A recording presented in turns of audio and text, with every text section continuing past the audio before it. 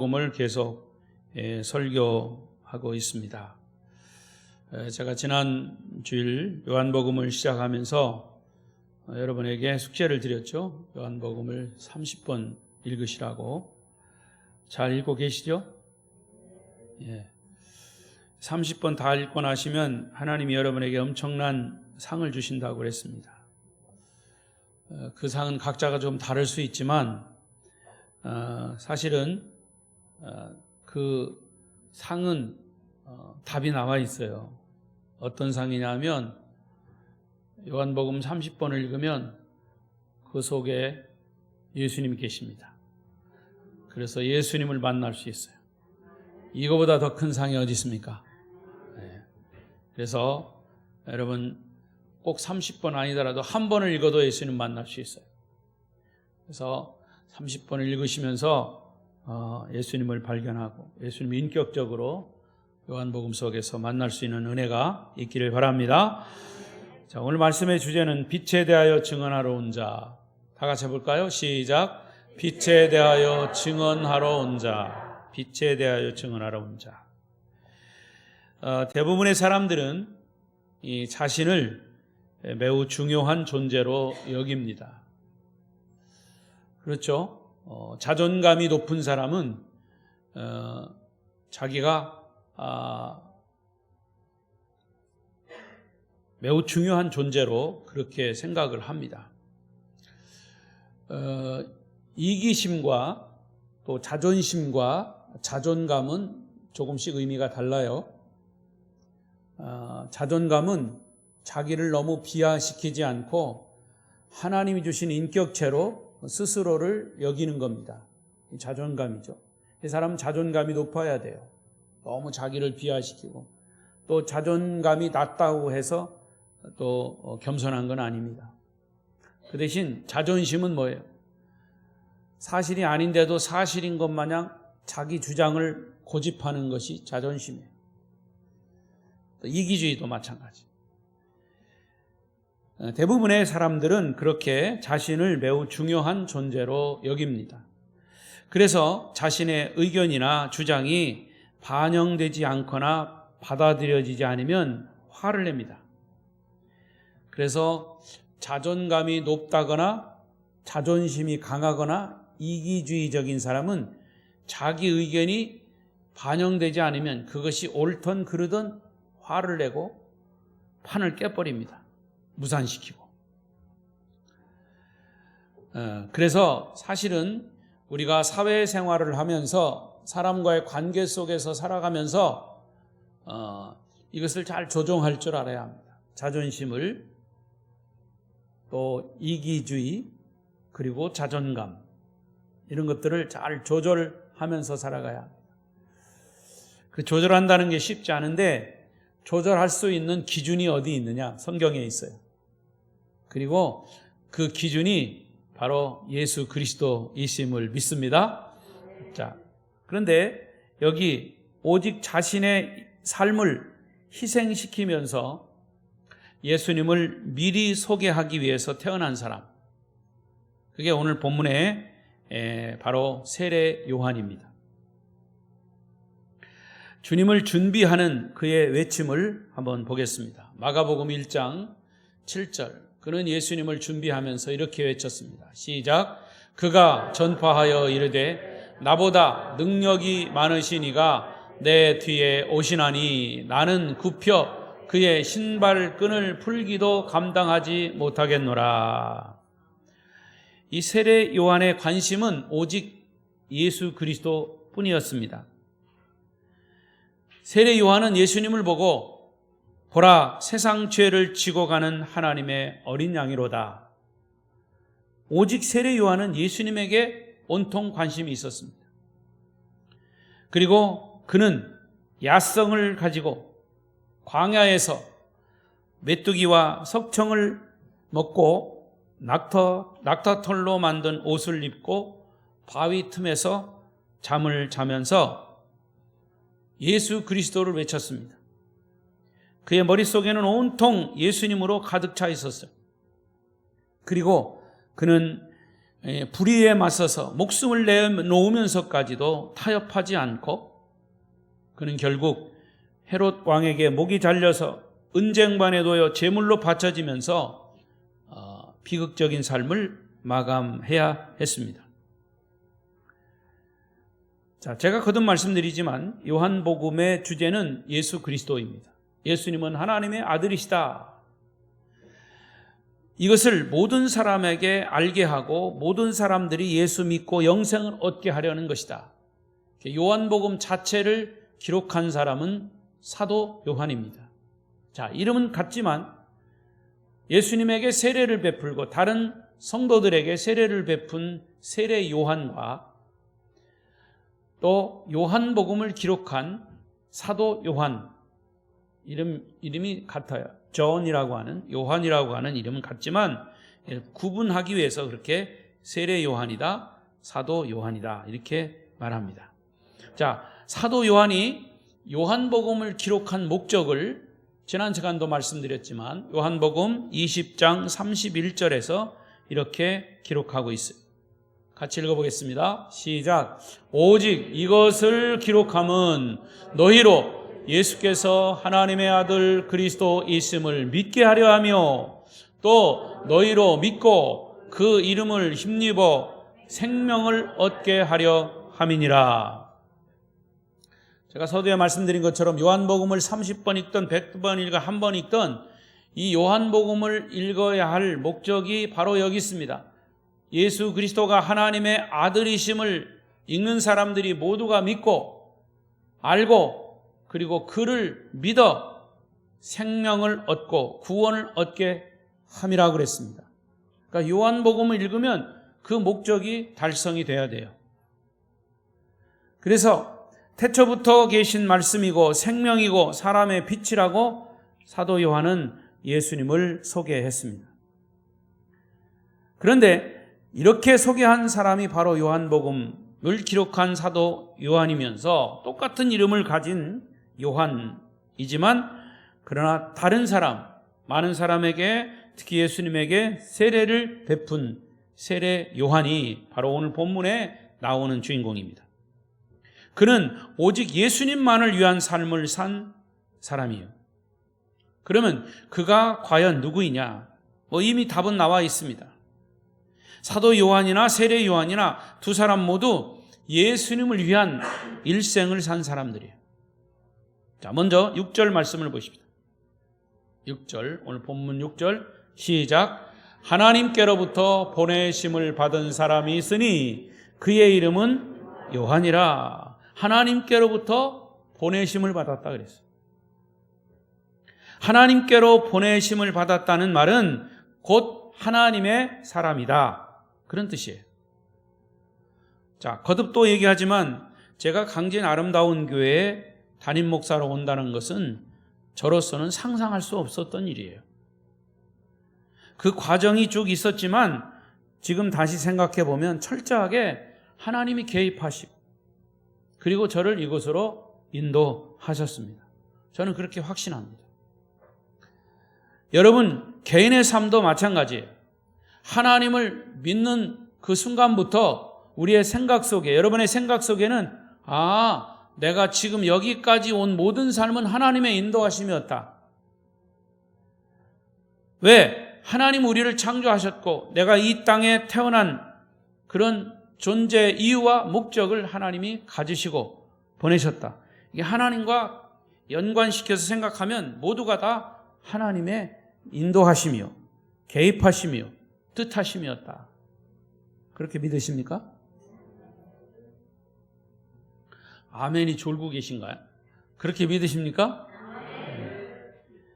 그렇습니다. 여러분의 개인의 삶도 마찬가지예요. 우리가 어디서 태어나든지 태어나고 자라고 공부하고 결혼하고 자녀를 낳고 하는 이 모든 일상생활 모두가 하나님의 인도하심이요 보내심을 받은 것입니다. 하나님께서 보내신 사람이라고 하는 말을 깊이 묵상해 보면 개인의 능력이 어떤 탁월해서가 아니라 탁월해야 하나님이 보낸다, 하나님의 사람이라 하는 뜻이 아님을 알 수 있어요. 예수님이 여인에게서 난 사람 중에 세례 요한이 가장 큰 사람이라 이렇게 칭찬하셨어요. 근데 그 이유가 뭐냐? 그의 능력이 탁월해서가 아니에요. 하나님께 사명을 받은 사람이기 때문에 큰 사람이라는 거죠. 따라서 하나님께 사명을 받은 하나님의 사람들, 그 사람은 지위가 높거나 학식이나 재물이나 능력에 상관없이 다 하나님의 일을 치르는 위대한 사람입니다. 그들은 하나님의 일을 감당하는 사람이기 때문이죠. 그래서 세례 요한은 사람들의 시기와 질투심으로 일찍 목숨을 잃었습니다마는 그는 행복한 삶을 산 사람입니다. 왜냐? 한 문장으로 말하면 하나님의 사람으로 하나님의 뜻을 이루는 삶을 살았기 때문입니다. 여러분, 이 세상에는 모든 것을 가지고도 모두 많은 것을 소유하고도 방황하는 삶을 사는 사람들이 많습니다. 높은 지위에 올라가도 쫓기는 사람처럼 초조한 삶을 사는 사람도 있어요. 잘 먹고 편안하게 부자로 살면서도 인생 삶의 목적과 의미를 잃어버리고 불행한 삶을 사는 사람도 있습니다. 사람의 행복은 가진 것이 많고 적음에 있지 않고 정말 내가 어떤 삶을 살아가느냐, 어떤 목적으로 살아가느냐, 어떤 이유로 살아가느냐 하는 이 삶의 목적과 이유를 분명하게 알아야 그 사람의 삶의 행복과 불행이 결정되어지는 겁니다. 그런 말이 있잖아요. 행복은 성적순이 아니다. 학교에서 열심히 공부해서 좋은 성적을 내야 됩니다. 그러나 사실은 그가 나가서 사회에 나가서 살아갈 때는 공부 잘했다고 행복한 삶을 사는 게 아니라는 거죠. 공부 못했다고 불행한 삶을 사는 것이 아닙니다. 저는 그것을 신앙적으로 연관시켜서 보면 우리가 이 세상에 가진 거는 많이 있어도 불행하게 사는 사람이 있어요. 그러나 정말 예수 믿는 사람들이 내 삶의 목적과 이유를 분명하게 알고 살아갈 때 가진 것, 배운 것 상관없이 행복한 삶을 살 수가 있는 거죠. 그것은 오늘 본문의 말씀에서는 세례 요한은 말씀의 사람으로 하나님 주신 사명을 짧게 산 인생이지만 그가 그 사명을 감당했기 때문에 행복한 삶을 산 사람이라 그 말입니다.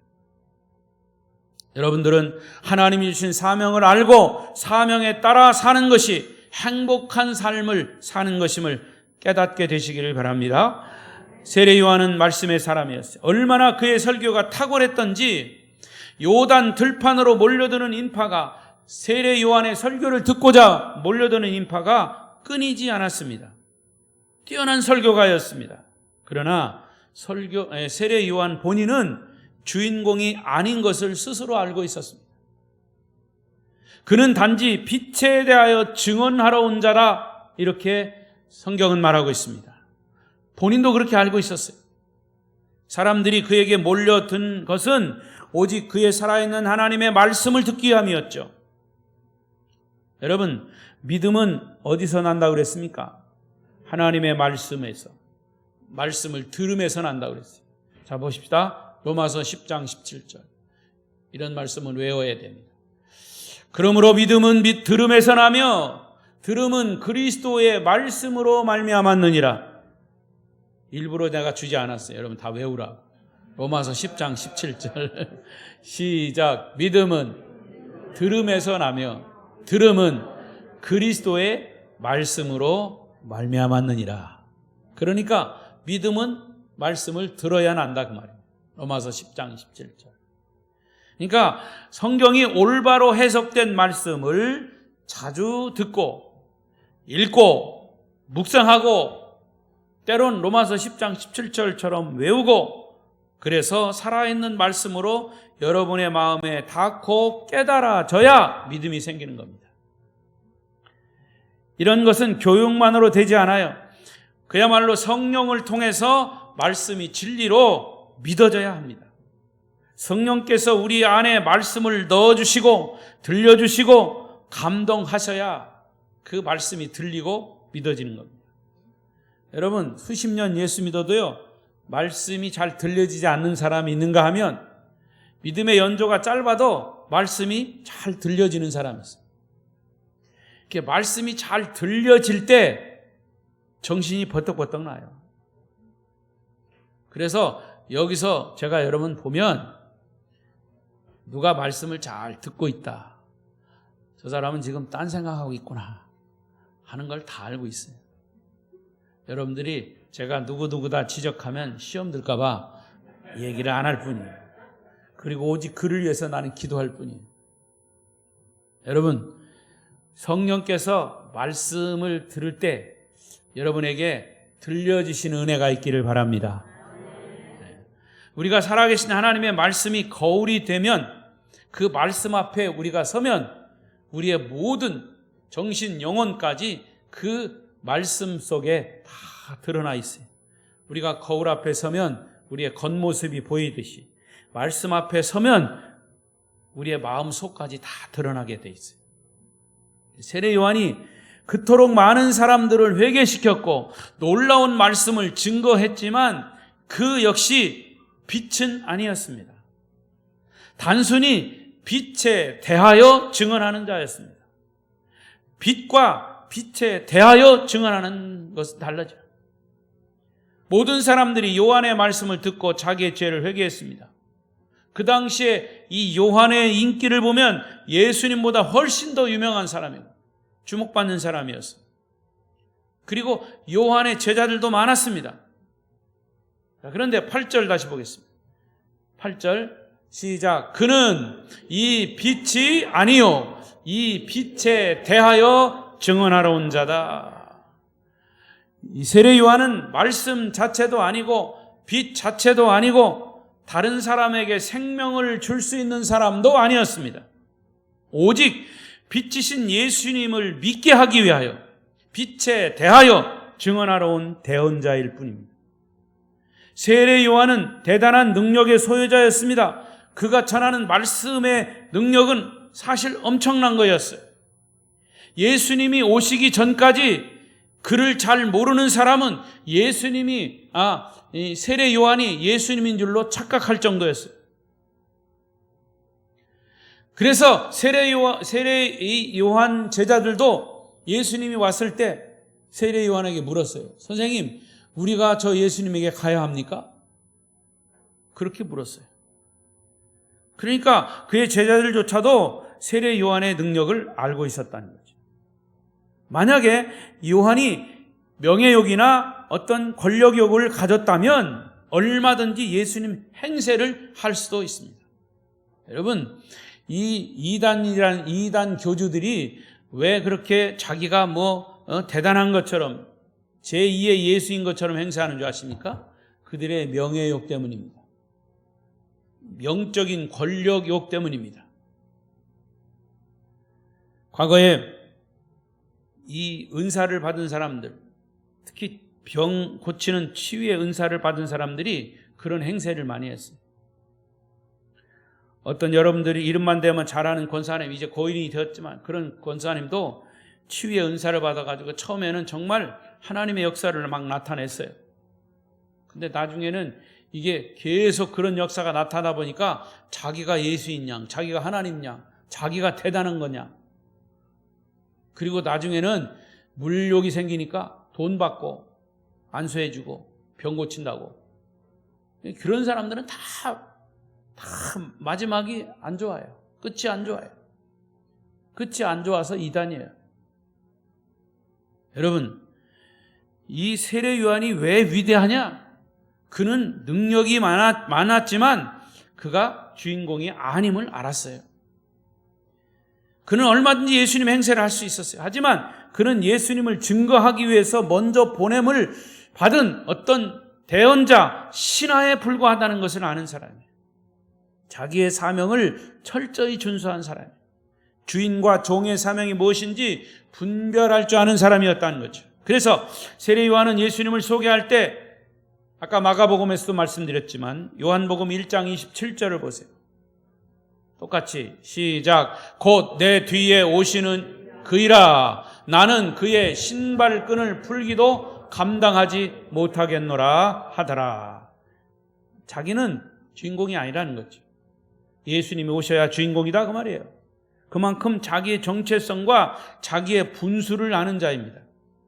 여러분, 사람은요 어디서든지 자기가 앉을 자리, 자기가 설 자리를 잘 분별할 줄 아는 자가 지혜로운 자입니다.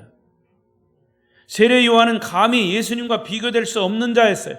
예수님은 요한을 창조하신 분이고 세례 요한은 피조물에 불과해요. 세례 요한은 회개하고 오는 자들에게 물로 세례를 주었어요. 하다못해 예수님도 요단강에서 세례를 베푼 자가 세례 요한이에요. 하지만 요한은 성령 세례를 주지는 못했어요. 성령 세례를 주실 분은 예수님이신 것을 요한은 잘 알고 있었어요. 여러분, 우리의 죄를 용서하고 우리에게 구원의 은혜를 주시는 분은 위대한 설교가도 아니에요. 위대한 유명한 부흥사도 아닙니다. 어떤 은사를 받은 사람이 아니에요. 우리의 죄를 용서하시고 우리에게 구원을, 영생을 주시는 분은 오직 예수 그리스도이심을 믿습니다. 여러분, 저는 지금 세례 요한의 정체성을 반복해서 말씀드리고 있습니다. 세례 요한 자신은 빛이 아니고 오직 빛 대신 예수님을 증언하기 위해 보냄을 받은 자다. 오늘 예배에 참석하신 여러분과 저를 부르신 분도 사람이 아니고 하나님이라고 하는 사실을 바로 깨달아야 우리의 사명이 명확하게 되고 우리의 신앙도 흔들리지 않아요. 여러분, 분명하게 하십시오. 아름다운 교회가 여러분을 부른 게 아니에요. 담임 목사가 부른 것도 아니에요. 하나님의 말씀은 살아있고 능력이 나타날 때 교회는 영광스러운 존재이지만, 그래서 말씀을 전하는 목회자를 통해서 여러분을 부르실 때도 있어요. 그렇다고 사람이 여러분을 생명으로 초대한 게 아니에요. 예수님이 초대한 것입니다. 성령님이 초대한 것입니다. 따라서 우리를 부르시는 것은 설교자도 아니고 교회도 아니고 다른 어떤 사람도 아닌 빛 대신 예수님이 영원전부터 여러분을 부르신 줄로 믿으시기 바랍니다. 우리가 말씀을 듣고도 주님 앞에 서지 않으면, 주님 앞에 나아가지 않으면 결국은 구원과 상관없습니다. 천국과 상관없습니다. 말씀 듣고 그렇지 참 오늘 말씀 은혜롭다, 그것으로 끝나서는 안 된다 그 말이에요. 말씀을 들었으면 그 말씀을 가지고 우리가 복음 앞에 서야 돼. 구원 앞에 서야 돼. 예수 앞에 서야 돼. 예수님 당시에도 유대인들은 세례 요한의 설교를 듣고 자기의 죄를 회개하고 물로 세례도 받았어요. 그런데 정작 예수님의 말씀에는 순종하지 않았어요. 따라서 그들이 세례 요한에게 받은 물 세례는 아무런 의미가 없어진 거죠. 그들은 잠시 요한의 빛에 있기를 좋아했지만 참 빛인 예수님께로는 나가지 않았다 그 말이에요. 아무리 보화와 같은 말씀이라도 말씀을 들은 사람들이 주님 앞에, 하나님 앞에 서지 않으면 그 말씀이나 교회는 생명을 주지 못하는 거예요. 여러분, 어떤 교회가 진짜 교회냐? 그 교회에서 선포되는 말씀을 듣고 많은 사람들이 회개하고 주님 앞에 서는, 그래서 구원받는 그 교회, 성도들이 많은 교회, 그 교회가 살아있고 건강하고 좋은 교회예요. 목사의 설교가 아무리 위대하고 듣기 좋은 메시지라 해도 사람들을 복음 앞에, 하나님 앞에 세우지 못하는 설교는 울리는 꽹과리에 불과한 것입니다. 구슬이 서말이라도 꿰어야 보배라는 말తో 같이 아무리 사망에서 우리를 구원하는 복음이라도 주님 앞에 서지 못하는 것은 생명을 얻지 못하는 것이에요. 다시 말씀드리지만 박재기 목사가 설교하는 목적과 이유는 여러분이 저의 설교를 듣고 복음 앞에 서야 합니다. 하나님 앞에 서야 합니다. 예수님 앞에 여러분이 서서 주님, 저는 죄인입니다. 하지만 주님은 저를 용서해 주셨고 그래서 저는 복음으로 인해서 구원받았습니다.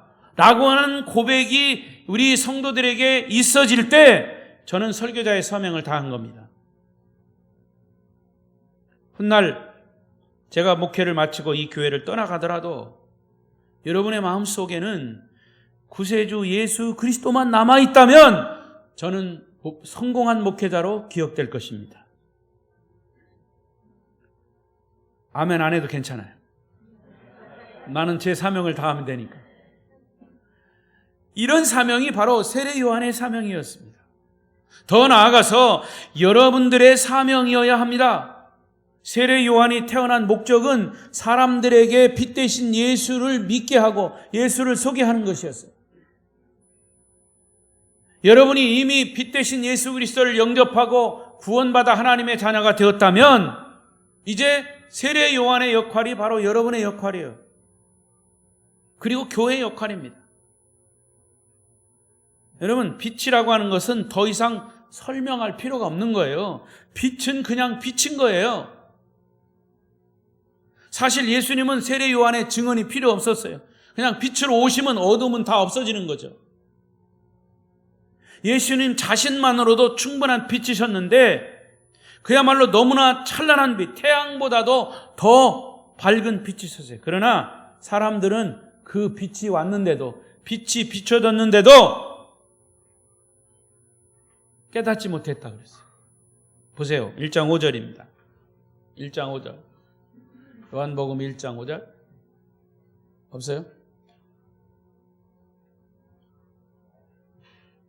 빛이 왔는데도 안 비춰지잖아. 여러분 성경 보세요. 그럼 성경 요한복음 1장 5절 시작. 빛이 어두움에 비쳤는데 어둠이 깨닫지 못했죠. 물론 이게 물리적인 빛이 이렇게 비쳤는데 어둠이 깨닫지 못했다는 것은 사실은 이게 말이 안 되잖아요. 어두움은 빛이 딱 성냥불을 켜든지 촛불을 켜든지 전기불이 들어오면 어둠은 그냥 없어지는 거예요. 이걸 영적인 의미에서 빛은 예수 그리스도인데 예수 그리스도가 복음으로 왔는데 사람들이 깨닫지 못했다. 제가 지난 시간에 말씀드린 것처럼 왜 깨닫지 못하냐? 죄악이 있기 때문에. 또 그 죄악을 벗어나기 싫어서 아예 닫아버리고 빛을 받아들이지 않는 거지. 영광스러운 이 빛을 아무도 알아보지 못했다. 자, 고린도후서 4장 4절 보십시다. 고린도후서 4장 4절. 그것도 없어요? 다 줬는데. 자, 여러분 찾아보겠습니다. 여러분 정신을 차리고. 굉장히 중요한 말씀. 고린도후서 4장 4절.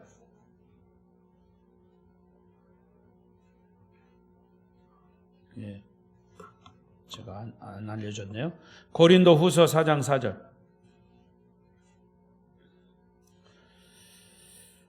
찾았습니까?